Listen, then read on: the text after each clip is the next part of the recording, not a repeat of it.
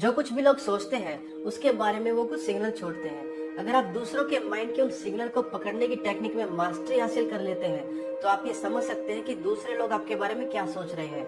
अगर थोड़ी प्रैक्टिस के साथ थोड़े स्किल्स डेवलप किए जाए तो आप भी माइंड रीडिंग सीख सकते हैं।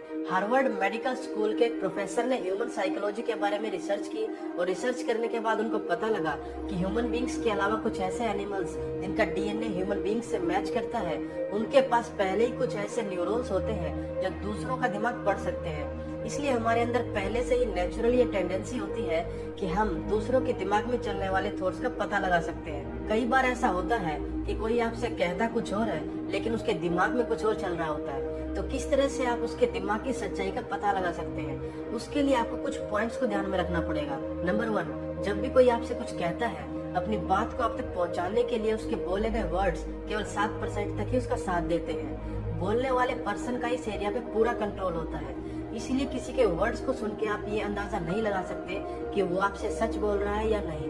नंबर 2, अपनी बात को कहते टाइम बोलने वाले की आवाज की टोन, उसकी आवाज की फ्रीक्वेंसी में उतार चढ़ाव और उसकी आवाज की वॉल्यूम उसकी बातों के पीछे की 38% की सच्चाई दिखाती है। इस एरिया पे बोलने वाले का बहुत ही कम कंट्रोल होता है, इसलिए अगर आप इस पॉइंट को ध्यान में रखें तो आप उसके बातों के पीछे की सच्चाई को जान सकते हैं। नंबर 3, बोलने वाले के बातों के पीछे की 55% सच्चाई उसकी बॉडी ना चाहते हुए भी खुद ही जाहिर करती है, इसलिए उसकी बॉडी लैंग्वेज को देखकर आप ये समझ सकते हैं कि उसके दिमाग में क्या चल रहा है, क्योंकि बोलने वाले का इस एरिया पे ना के बराबर कंट्रोल होता है। तो अगर आप सामने वाले के बोले जाने वाली बातों पर ही सारा ध्यान देते हैं जो कि उसके कम्युनिकेशन का सिर्फ 7% हिस्सा है और पूरी तरह से उसके कंट्रोल में है, तो आपके लिए सच्चाई को जानना बहुत मुश्किल हो जाएगा।